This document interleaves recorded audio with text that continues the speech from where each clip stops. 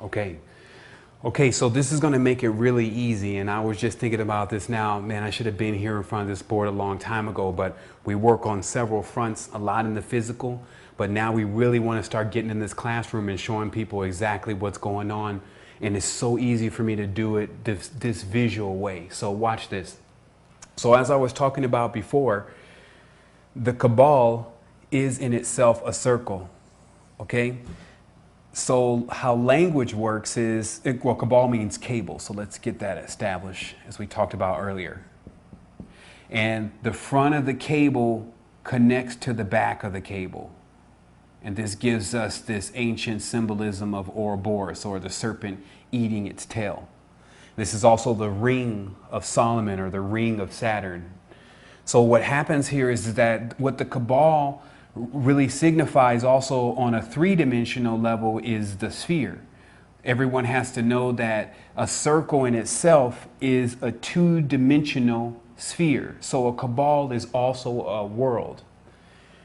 And how this starts is, let's write some words down here.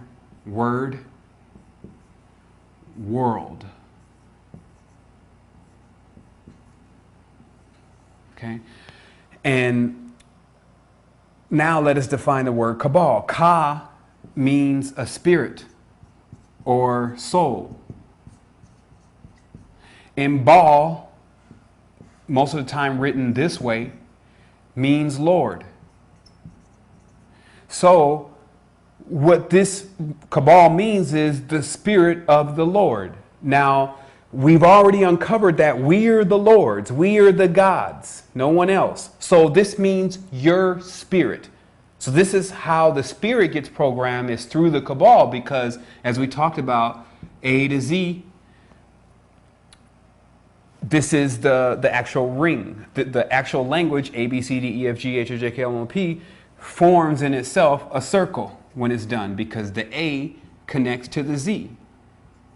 And then this wheel or program or disk, as you see on Tron, this disk is then placed into your mind. And this now is your program that you're running on. So this is what a cabal really is on the highest levels. Now, when it gets to the as below relationship to this, when it gets to the lower levels, it appears like this. Now, because this is you, the only thing that this world is designed to do, because it's a womb, is to divide you. This is also why when a child is in the womb, it goes through several states of mitosis and division before it can come out into this complex human being. So where the division comes in is that this is the original symbol of you. Okay? So in the level of a Time Lord, meaning a person who crosses through time and understands the dynamics of time, this is very simple, because to divide, you simply need to put a line through it. And this is how religion begins to formulate. This is the confusion that the God of the Bible says, let us go down and confuse them. And they changed their language, because they said before then they all spoke one language, meaning before then they were all collective. But after that they were introduced 72 languages, and there was much confusion. So we're going to see how this symbol, how it comes to us on the earth most of the time, is like this. The yin and the yang. Okay, so we're going to keep moving through this. So the next symbol, which is not the 3, is this one. Okay, because these are, all we're doing here is we're just dividing the circle. So everyone can figure this one out. The next symbol is this one. Then it starts to get strange.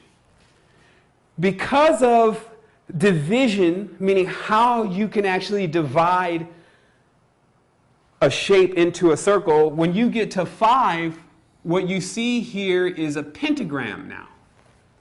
Not just a 5 pi, basically a pi with 5 divisions. You get a pentagram because pentagram is 72 degrees times 5 equals 360 degrees, which is our word for a circle. So this proves once again that all these circles are 360 degrees, but the degrees in how they're being divided kind of determines the symbol. So when we keep moving, We then get this symbol, and we're going to really explain what all this means. Next, we get another weird symbol because you cannot divide a 7 into a circle perfectly. This is the anomaly of the number 7. And we'll talk more about what that is really about with the 7 lords binding themselves together and 7 days of the week. People need to think about if there's 7 days of the week and each of them signify a planet and the moon. If there's they're now saying 768 planets that they've now proven to exist, not just the millions that also exist, but just those 768 that are registered, why don't we have 768 days in a week? It is because they're choosing to magnify the energies that they're already familiar with and they already have pacts with. This is what the controllers are doing. So you see here in the 7, another star. Actually, I didn't draw that very well. Let me start again.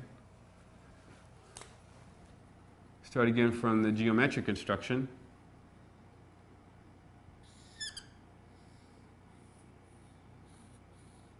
Okay, just a 7-pointed star, whatever, I'll get that right later. It's uneven. So what happens is, you get this other weird symbol of the 7-pointed star. Then you get, so we're back at numbers that can be divided well again, you get the 8-pointed star. And then you get the Enneagram, which looks like this. Okay? And it's not easy to draw at all. So, I think the 7-pointed star. Okay. For those who think I may not know my geometry, it's like, well, why can't he draw the 7-pointed star? I can draw all the stars. All this is the gauntlet. You run this. The wheels of time will make you into an entirely different being. It will activate all of your centers. So, these are the centers. Just like they say, oh, there's only 7 chakras. This is just as silly as saying there's only 7 planets. There's multiple chakras, but what they're choosing is to say, these are the chakras that we want you to use. Or even for your primary center, they're saying, this is the name of your primary center. You're to say this word when saying the mudra that corresponds to your primary center.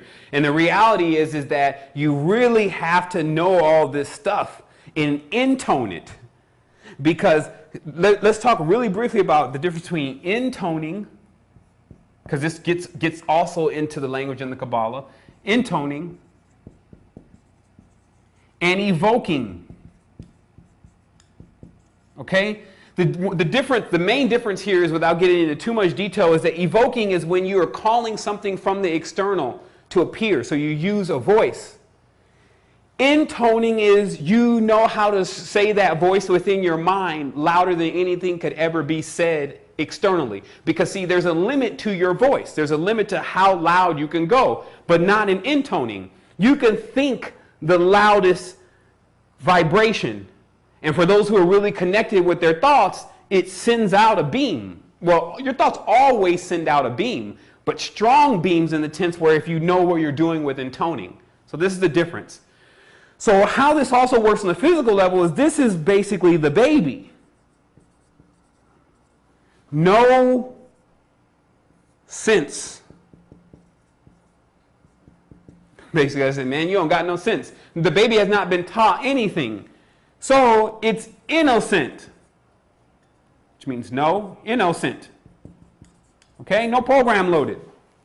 So the first thing that the baby learns is good and bad.